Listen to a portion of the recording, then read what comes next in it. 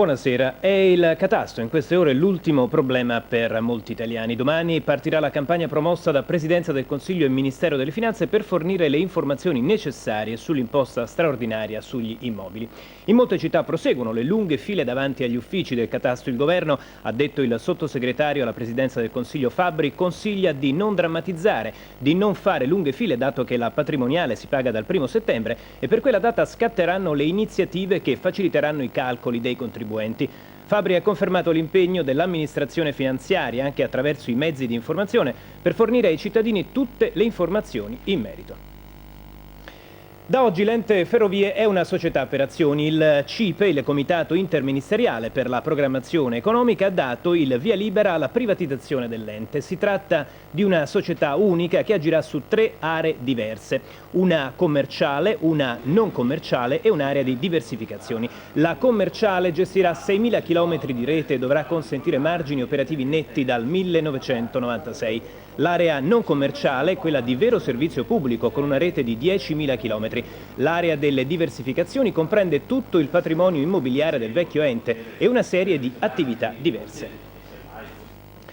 Certezza dei costi e dei tempi delle opere pubbliche, accurata progettazione, efficacia della spesa, trasparenza degli atti e correttezza amministrativa sono i punti salienti di una direttiva anti-tangenti emanata dal Ministero dei Lavori Pubblici, in attesa di un nuovo testo di legge al quale già lavora una commissione di esperti. E veniamo allo scandalo delle tangenti a Milano, che si estende a Lecco. 4 avvisi di garanzia sono stati inviati ad altrettanti parlamentari. Al senatore democristiano Cesare Golfari, al segretario amministrativo della Democrazia Cristiana Severino Citaristi e ai socialisti Sergio Moroni e Pierluigi Polverari. Nel documento compare anche il nome di Gianstefano Frigerio, ex segretario regionale della DC.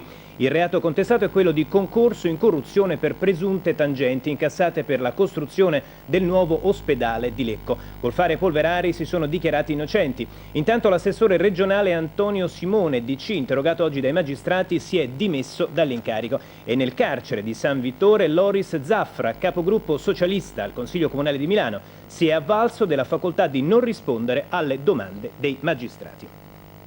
E veniamo alle indagini sulle stragi di Capaci e Via D'Amelio a Palermo, gli attentati in cui hanno perso la vita i giudici Falcone e Borsellino. La moglie di Falcone e gli uomini della scorta saranno simulati in un poligono militare per dar modo agli inquirenti di acquisire elementi utili per ricostruire l'esatta dinamica delle stragi. L'inchiesta sull'omicidio del giudice Borsellino e della sua scorta ritiene di aver individuato dietro il muro di cinta che chiude Via D'Amelio il luogo dal quale è agito il killer con il radiocomando per l'autobomba, mentre è ormai certo che la mafia ha intercettato le conversazioni telefoniche sulla linea della madre del giudice. Si cerca ora l'appartamento da cui queste intercettazioni sono state effettuate. Sono centinaia le segnalazioni che stanno giungendo agli inquirenti. Alcune sono state definite molto interessanti. La guerra civile in Bosnia. Domani il Consiglio di sicurezza dell'ONU voterà il progetto di risoluzione che autorizza l'uso della forza per consentire l'invio di aiuti umanitari per la popolazione.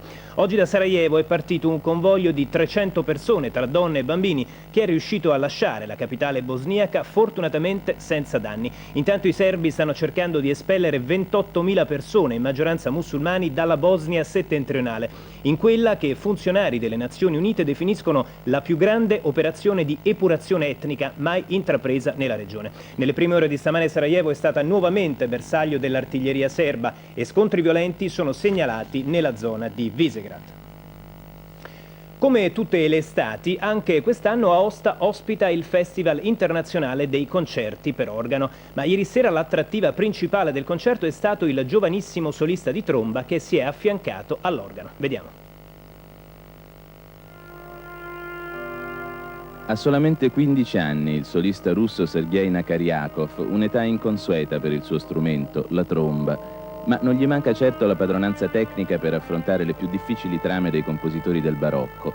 Ieri sera all'organo Veggezzi Bossi, costruito per la cattedrale di Aosta nel 1902, lo ha accompagnato il concertista italiano Mario Duella. Il concerto è stato il terzo previsto dal cartellone del Festival internazionale di musica per organo che ormai da 27 anni, ogni estate, si svolge ad Aosta.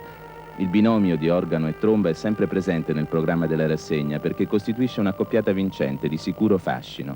Ma torniamo al giovanissimo virtuoso, Sergei Nakariakov. Aveva cominciato a suonare il piano all'età di 6 anni, ma 3 anni dopo un incidente alla spina dorsale lo costrinse a smettere.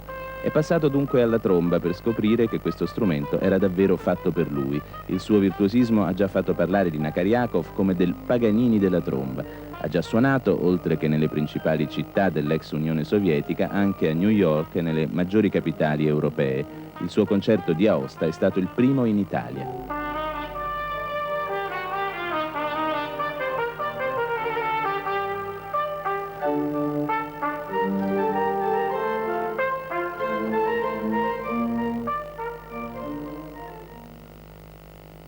E come di consueto in chiusura qualche rapida notizia sul tempo di domani. Sereno o poco nuvoloso ovunque. Nelle ore centrali della giornata sarà possibile qualche addensamento sui rilievi con aumento della nuvolosità a partire dal settore nord-occidentale. La temperatura resterà stazionaria. Bene, si chiude qui questa edizione. Il prossimo appuntamento con il Telegiornale 1 è a 00:15. Noi ci vediamo domani sera. Arrivederci.